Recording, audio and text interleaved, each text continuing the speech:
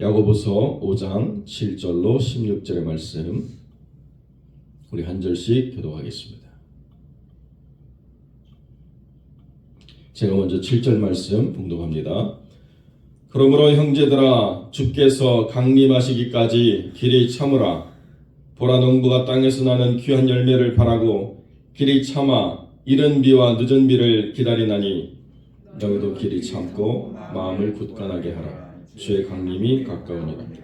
형제들아 서로 원망하지 말라. 그리하여야 심판을 면하리라. 보라 심판주가 문 밖에 서 계시니라. 형제들아 주의 이름으로 말한 선지자들을 고난과 오래 참음의 본으로 삼으라. 보라 인내하는 자를 우리가 복되다 하나니 너희가 욥의 인내를 들었고 주께서 주신 결말을 보았거니와 주는 가장 자비하시고 긍휼히 여기시는 이시니라. 내 형제라 무엇보다도 맹세하지 말지니 하늘로나 땅으로나 아무 다른 것으로도 맹세하지 말고 오직 너희가 그렇다고 생각하는 것은 그렇다 하고 아니라고 생각하는 것은 아니라 하여 정죄받음을 면하라. 너희 중에 고난당하는 자가 있느냐 그는 기도할 것이요 즐거워하는 자가 있느냐 그는 찬송할지니라. 너희 중에 병든 자가 있느냐 그는 교회의 장로들을 청할 것이요 그들은 주의 이름으로 기름을 바르며 그를 위하여 기도할지니라. 믿음의 기도는 병든 자를 구원하리니 주께서 그를 일으키시리라. 혹시 죄를 범하였을지라도 사하심을 받으리라. 그러므로 너희 죄를 서로 고백하며 병이 낫기를 위하여 서로 기도하라. 의인의 간구는 역사하는 힘이 큼이니라. 아멘. 오늘 말씀을 가지고 기도로 인내하라 라는 제목으로 말씀을 함께 나누겠습니다. 야고보 사도가 야고보 형제가 하나님의 은혜 가운데서 귀한 말씀을 이제 전하는 마지막 장 우리가 보고 있는데요. 우리가 참아야 될 이유가 있다. 이 고난의 때에 왜 우리가 참아야 되는가 라고 이야기하면 헬라어로 이것을 파루시아 이렇게 부르는데 주님이 이제 곧 오실 것이다. 임박한 주님의 임재라고 하는 것이 있기 때문에 참으면 그 하나님이 모든 것을 결정짓는 그 순간에 우리가 하나님의 승리를 맛보게 될 것이다 라고 하는 종말에 대한 분명한 확신을 가지고 인내해야 된다 이렇게 우리에게 말씀을 전하고 있습니다. 그러면서 이스라엘의 농촌 생활을 예를 들고 있습니다. 농부가 땅에서 나는 귀한 열매를 바라고 참되 어디까지 참느냐 이른 비가 와야 파종할 수 있는 그리고 늦은 비가 와야 파종할 수 있는 그 때까지 참고 기다리는 것처럼 농부의 기다림이 그 인내를 통해서 열매를 바라듯 우리의 삶도 기다림을 통해서 열매를 바라는 삶이 되어야 한다 이렇게 분명하게 말씀하고 있습니다. 정약용이라고 하는 천주교 신자가 귀향을 받아서 해남으로 내려가가지고 거기서 집필한 많은 그 글들이 있는데 그 가운데 속담을 모은 집 가운데 이런 속담이 있습니다. 농부 아사 침골 종자. 농부는 굶어 죽어도 종곡을 베고 눕는다. 다음에 파종할 곡식을 머리맡에 베고 눕고 있다가 죽음을 맞이할지언정 그것을 씻어가지고 밥을 지어서 먹진 않는다. 이렇게 표현하고 있다는 것입니다. 아무리 배고파도 아무리 힘들어도 미래에 대한 소망과 꿈을 가지고 끝까지 인내하면서 때가 오면 이 곡식을 내가 뿌려가지고 많은 소출을 거둘 것이다 라고 하는 기대를 가지고 살다가 설사 죽는 한이 있더라도 그것을 식량으로 바꿔서 대체하지 않는다. 이게 농부의 마음이다. 이렇게 전해져 오고 있는 속담이라는 거죠. 한 해의 농사를 기대하는 마음으로 살아가는 삶도 그러할진데 우리 인생이 하나님 앞에서 기다려야 될 중요한 이유가 무엇이냐? 결국에 주님이 이 땅에 다시 오실 것이라고 하는 분명한 확신을 가지고 살아가는 삶이기 때문에 우리가 비록 주님이 오실 그때를 우리가 맞이하지 못한다 하더라도 우리는 참아야 된다. 그것을 하나님이 의롭다라고 말씀하시고 복되다라고 말씀하시기 때문에 우리의 삶의 목적이 뭐냐라고 이야기하면 모든 그리스도인들이 이 땅에 주님이 다시 오심이라고 하는 것을 바라며 동일하게 나아가고 있다고 하는 것을 계속 세상에게 증거해 주어야 한다. 그것이 아니라고 한다면 우리가 주님을 통해서 이 땅에 평안과 부함과 또 많은 소유를 가지고 살아갈 삶을 기대하는 것이 우리를 오염시킬 수 있다라고 분명히 이야기해 주고 있습니다. 우리는 순례의 길을 가고 있습니다. 어느 한 사람도 이곳이 우리의 영적 여정의 마지막 종착지가 아니라고 분명히 생각하고 있는 것이죠. 순례길이라고 하는 것은 거기에 머무를 이유가 없고 무언가를 쌓아둘 이유가 없고 거기에서 무언가 편안함을 추구할 이유가 전혀 없다는 것입니다. 순례 여정은 힘들고 어렵고 불편하고 불만족스러운 것들이 가득한 순간들이라는 거죠. 그때 우리의 종착지가 어디 있느냐? 주님을 다시 만나는 거예요. 이 삶의 여정이 늘 쳇바퀴 구르듯 똑같은 삶의 일상을 우리가 살아간다고 하더라도 우리는 순례 여정을 한 걸음 한 걸음 앞으로 나아가는 상태에 있다는 것입니다. 그것이 시간의 흐름이기도 하고 우리 육체가 쇠잔해지는 과정이기도 하고 여러 모양으로 우리가 변화되는 삶을 맞이하고 있기 때문에 이 모든 것은 순례길을 걸어가고 있는 그 과정인데요. 그때 우리가 길이 참고 마음을 굳건하게 해서 주님의 강림을 기다리는 삶을 살아가야 된다라고 8절에 그렇게 말씀하고 있습니다. 그런데 많은 이단들이 주님의 강림이 가깝다라고 하는 이것을 물질적인 시간의 개념으로 이해해가지고 언제 주님이 강림하시느냐 이거를 파헤치려고 무식하게 성경을 마음대로 조작해서 사람들을 혼란스럽게 만들고 또 그렇게 사람들을 이끌어가지고 자기와 함께 멸망당할 그런 순간으로 빠져들게 하는 그런 엄청난 어리석음의 문제가 되어버렸다는 것입니다. 1992년 한국을 휩쓸었던 종말론, 다미손 교회가 직장도 포기하고 학교도 포기하고 가정도 포기하고 이제 곧 주님이 오신다라고 다 끌고 들어가가지고 산속으로 사람들을 다 몰아넣고 모든 것을 단절시켰는데요. 정작 자기는 그 사람들이 바치는 헌금 가지고 땅 사고 건물 사고 아파트 사고 하나도 포기 안 했다는 거죠.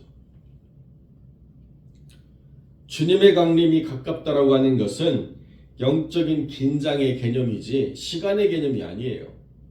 얼마나 우리가 주님의 임재를 느끼면서 주님의 강림을 가깝게 느끼냐라고 하는 이 영적 긴장의 개념이지 하나님은 단 한 번도 맨날 며칠 몇 시에 내가 오겠다라고 말하는 그런 방식으로 우리에게 주님의 강림을 기다리며 종말을 살아가라고 말씀하지 않는다는 거예요. 그러니까 우리가 안식교가 잘못됐다라고 하는 이유가 무엇입니까? 계속 주님이 오신다라고 했어요. 2번이나 오신다라고 하는 날짜를 이야기했는데도 주님이 안 오셨어요. 그러니까 이제 어떻게 되느냐? 주님이 오시긴 오셨는데 공중에 오셨대요. 오도 가도 못하고 가운데쯤 오셔가지고 언제 오실지 모르기 때문에 잘 살아야 된대요. 아니 왜 주님이 오도 가도 못하고 공중에 계세요? 자기 아버지 집도 있고 주님이 집을 만드셨는데 이게 어느 날짜를 정해가지고 이게 옳으니 그르니 맞니 틀리니를 만들어낸 모든 잘못된 역사라는 거예요. 우리의 주님은 어정쩡하게 공주에 계신 분도 아닙니다. 우리의 주님은 언제 오신다라고 말하는 그 날짜에 오실 수밖에 없게 묶여 계신 분이 아닙니다. 우리 주님은 언제든지 오실 수 있습니다. 우리 주님은 언제든지 우리와 만날 그 시간들을 만드실 수 있는 분이고 펼쳐내실 수 있는 분입니다. 어느 곳에도 어느 날짜를 정하는 그 순간부터 주님은 그 날짜 이전에는 절대로 올 수 없는 주님이 되어버리기 때문에 성경은 그 날짜를 제한하지 않아요. 언제든지 주님이 오시겠다라고 하면 오시는 거예요. 주님이 만드신 세상, 주님이 구하는 백성들을 만나기 위해서 오지 못할 시간적인 제약이 있을 수가 없다는 것입니다. 그러니까 언제를 정하는 순간에 우리는 역설적으로 그 이전에는 하나님 오지 마세요라고 말하는 것과 똑같은 이야기를 벌이는 것이기 때문에 그렇게는 성경이 말하지 않는다는 거예요. 그러나 언제든지 주님이 오실다. 언제든지 주님이 오실 수 있다. 그렇기 때문에 주의 강림이 가깝다라고 하는 것은 언제든지 오실 주님, 내가 준비하며 살아가겠습니다라고 하는 그 영적인 긴장을 높이면서 살아가야 된다는 거예요. 그때 심판을 우리가 면할 수 있다. 그때 우리가 원망으로 살아가지 않고 사랑과 용서와 화해와 화평으로 살아갈 수 있다. 심판주가 문 밖에 서 계신다. 이렇게까지 느끼라는 거예요. 심판의 주님이 문 밖에 서 계신다라고까지 느끼며 살아가라는 것입니다. 그렇게 긴장감을 가지고 살아가라는 거예요. 오른편 강도처럼 실컷 마음대로 살다가 주님 만나기 직전에 하나님 회개합니다 해가지고 천국 가는 그 스릴을 우리가 한번 즐겨볼 필요가 과연 있습니까? 이건 무식한 거죠. 굉장히 위험한 것입니다. 어떻게 살아가는 게 맞느냐? 언제든 주님 만날 준비를 하며 살아가는 거예요. 언제든 주님 앞에 설 준비를 하며 살아가는 거예요. 주님이 이 땅에 실제 심판자로 오시지 않는다 하더라도 우리의 인생이 언제 주님 앞에 갈 수 있는지 아무도 개런티할 수가 없습니다. 아무도 우리의 삶을 예비할 수 없습니다. 주님의 강림이 전 세계적으로 임하는 강림이 될 수도 있지만 주님의 강림이 내 삶에 개인적으로 임할 수도 있어요. 그 얘기는 뭐냐? 나라고 하는 사람이 언제 어떻게 어느 순간에 이제 그치고 나와 함께 가자라고 주님이 말씀하시면서 내 문 밖에서 나를 맞이하시기를 원해서 두드리고 계실 수도 있다는 거죠.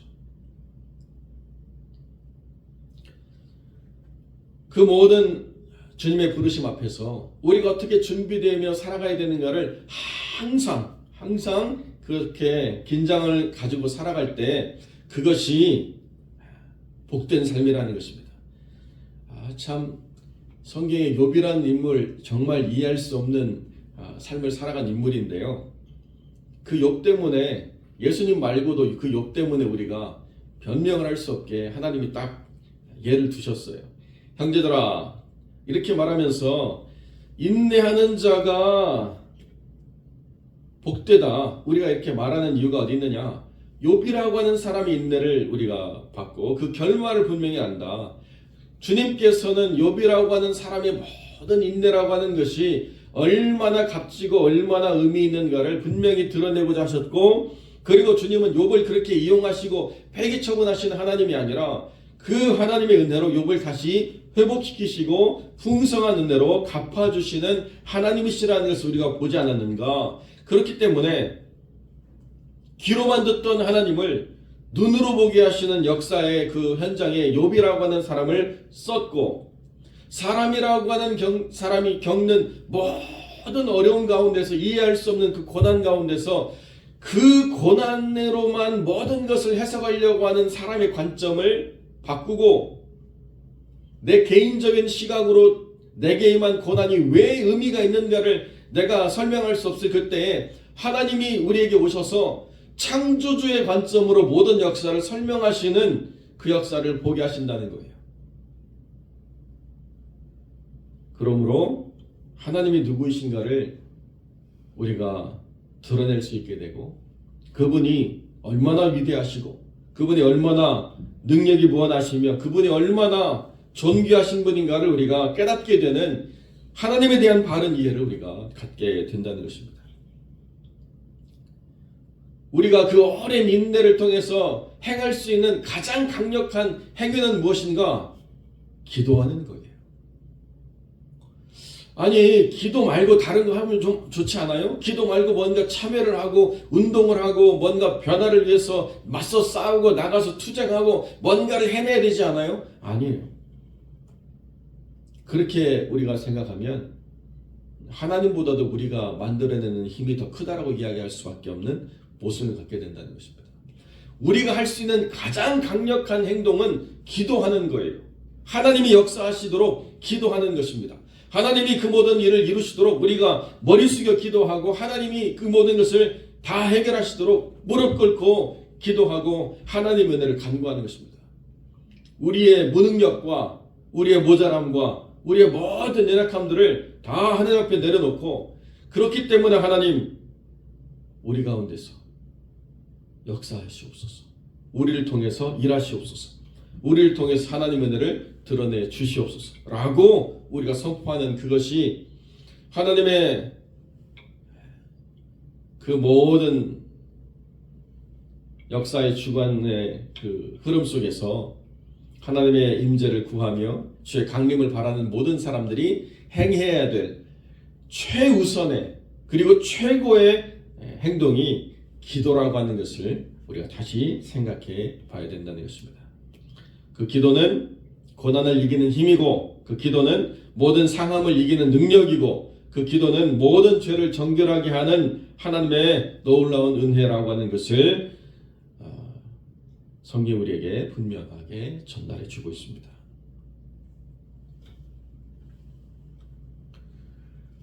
요즘 여러 가지 이슈로 굉장히 어지럽고 시끄러운데요. 그 백악관에서 일어나고 있는 많은 이야기들을 잠깐 보니까 캐나다에서 불만이 굉장히 많은 그런 표현들을 하는 것을 기자를 통해서 들었습니다.